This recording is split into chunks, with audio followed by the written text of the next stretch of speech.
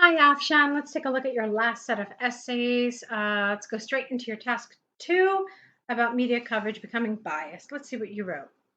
Experts throughout the developing and developed world believe that media reporters show bias while covering a news report about an issue. Okay. In my opinion, the primary reason behind this is to increase the publicity of their channel. However, in order to resolve this issue, media reporters should be tested for their knowledge. Okay. Good. Clear, brief, concise, no problems. Okay. I have one concern about this word. I'm not sure if it's a news report, or if it's you're covering a news story. So I'm thinking that the word story would have been more appropriate here, not report. But it's a detail. I think that even despite that, it's fine. Another reason why you would want the word story is because you already used the word reporters here. So just keep that in mind. Let's continue. The major issue behind the biased coverage of a selective event is to attract public and increase viewers of their telecast. This is because nowadays nobody prefers to watch news or an incident which is not sensational or filled with violence and crime. For example, a recent study conducted by Harvard University proved that 90% of the population across the world opt to view news related to murder, natural calamities, IES, and corruption, which influences media to cover such events despite informing people about the improvements made by technological advancements or government. No, you don't want despite here. You want without. So, which influences media to cover such events without informing people about the improvements made by technological advancements or government. Therefore, reporters have developed a tendency to showcase selective information, which results in lack of awareness amongst people. Lovely. I really like this. This is so well laid out.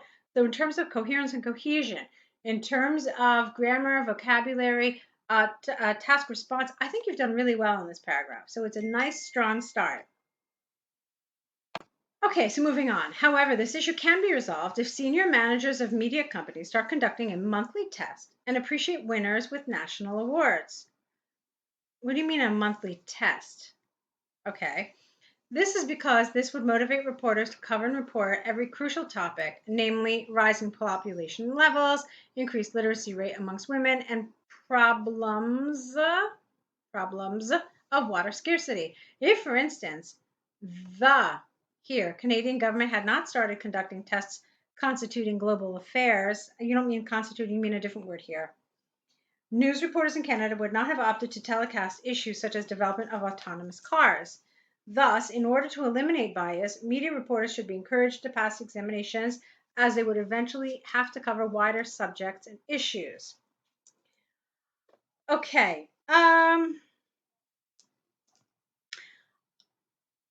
I'm thinking about this now. Why don't I take a look at your conclusion, then we'll talk about this.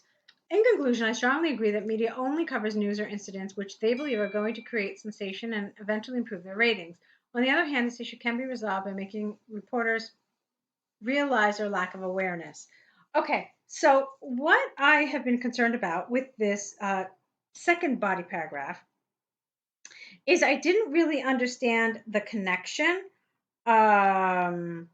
to um, the exam and to the media bias, and that's what I was trying to kind of wrap my head around. So are you suggesting that the media covers the stories they cover because they just don't know any better, like that's the extent of their knowledge? So I didn't really know how I felt about that. I wasn't crazy about it. And yet I was trying to determine as I was reading this, is this because of some sort of language limitation, or is this just the idea you came up with? If it's just the idea you came up with, then, it's okay, it's fine. As I know people often say, IELTS is not an idea exam, it's a language exam. So it's fine. However, if you misinterpreted the topic, if you misunderstood something and for that reason started talking about bias in the wrong way and not really understanding what is being asked, then that's more of a problem, because then it's because of a language limitation that you developed your paragraph in this way. So while I loved the first half, I thought you did a great job here. I was kind of confused what this has to do with anything. Like, you were telling us that the media reports on kind of sensational stories of violence and crime because it sells. So then, if that's the case, I didn't get the connection with the media test or the knowledge test. It just didn't really make a lot of sense to me. So that's where I was kind of confused. But it was really well written, despite that issue. So it's good all around. But that whole thing here kind of confused me, and I'm not entirely sure, as I said before, how this would actually factor into your task achievement score. In any case, let's move on to your task two, your task one. You have two task ones here, so let's see. The chart illustrates the method used for the production of 5 different types of tea, such as white tea, green tea, oolong, black, and scented tea. Overall, the majority of tea varieties are produced from fresh tea leaves, except for scented tea, which is made by using either of three, which is made by using either green, black, or oolong tea. That would have been the right way to do this. And that's fine. The first step of making any tea involves the sorting and cleaning of tea leaves. After this, if the leaves are steamed and dried, it will result in white tea, whereas green tea often requires an additional step of withering. Furthermore, drying and scenting green tea with flowers and fruits before allowing it to cool will produce scented tea. Okay. In order to make oolong tea, after the initial step of leaf sorting and cleaning, they are withered and then rolled in a basket to damage the corners of the leaf. You see, this is like just boiled down to the basic words, so you then have to supply all the structural words. After this, they not only undergo fermentation for a short period of time, but are also fried and dried. Black tea, on the other hand, has to undergo the similar process, except the leaves require full fermentation. All right, well, there's a little more to it than just that, isn't there? Black. Okay. All right. So this was nice, although I really wasn't very happy with this right here. I didn't think that belonged there. I think a more logical way of doing this was the way you started. So you started talking about white, you started talking about green. Then if you talked about black and oolong, that would have been fine. And then if you had finally talked about scented tea, I think that would have been more appropriate. The way you said it here is as if, you know, you only talked about how the green tea goes into oolong. So I didn't really like that very much. I thought that should have been done a little differently. You had some really nice language, though. The grammar was well controlled. It was very good. The vocabulary also very good. No problems. Just some mistakes with understanding that this is kind of like headline language. So it's like bullet form, like outline form. So you're not putting all of the words that make this grammatically correct. You're just putting some of the main words here in order to get the meaning across. All right, so good overall, but there were some flaws that I wanted you to look at. Let's take a look now at the pie chart. So we spend most of our time working, a quarter of our time sleeping, and okay, not enough time eating, quite honestly. Let's see. The pie chart illustrates a percentage of daily time that was devoted to perform 5 different types of activities, such as sleeping, working, eating, traveling, and relaxing. Fine. Overall, the majority of time was utilized to work, whereas pursuits like eating and relaxing were the least prioritized of all. Lovely. That's really nice. People prefer to devote well, you don't know if it's a preference or not. You don't really want to say that. Maybe we don't prefer it, but maybe it just happens because, well, life. So instead it could have said people devote the major proportion of their daily time working. So careful with some of this grammar. Accounting for 41.7% of their time. This is followed by sleeping and traveling at 25 and 16% respectively. The amount of time devoted for traveling is double that of relaxing as well as eating, which accounted for only 8.3%. Sleeping time constitutes 1/4 of the full day of a person.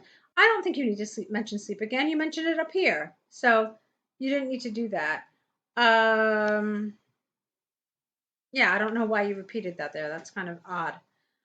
All right, let's see.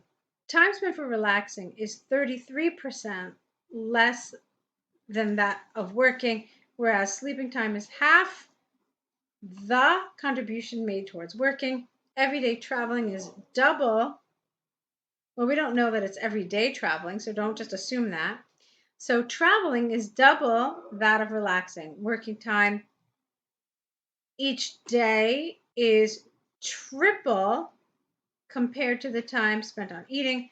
Traveling accounts for half the time utilized for sleep.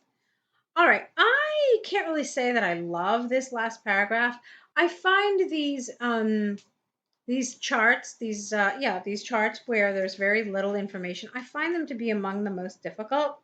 So I appreciate what you tried to do here, but I didn't think that this was particularly effective. It's kind of like, okay, well, here I'm going to give you the data, and then here I'm going to show you how that data connects to the other pieces.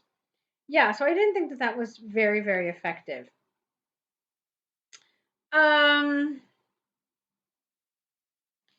You could have done other things instead. So when you were talking about,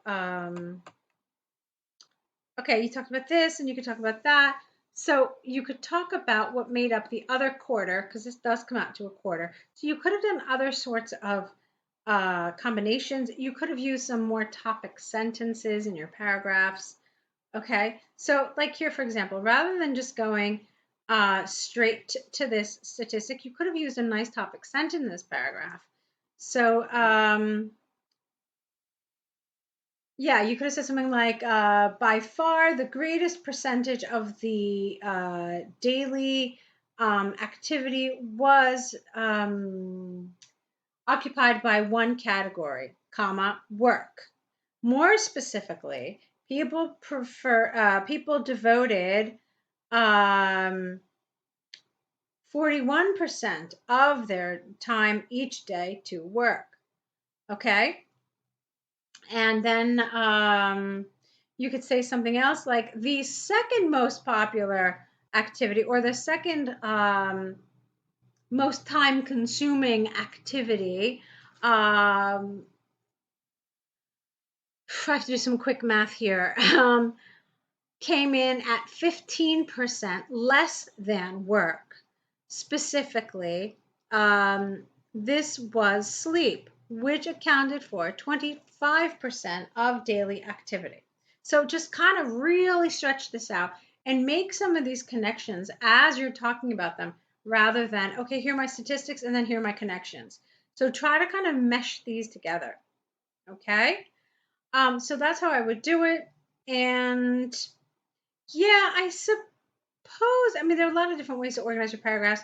Maybe you could have spent a paragraph just on these two, perhaps, and then another paragraph just on these three. That would make sense. That would work.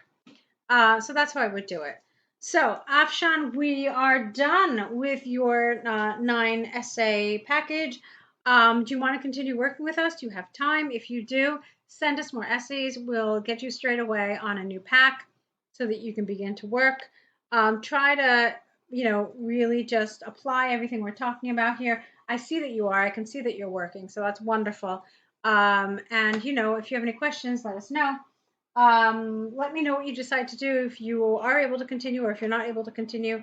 So anyway, no matter what happens, I want to wish you tons and tons of luck. And I really look forward to hearing from you.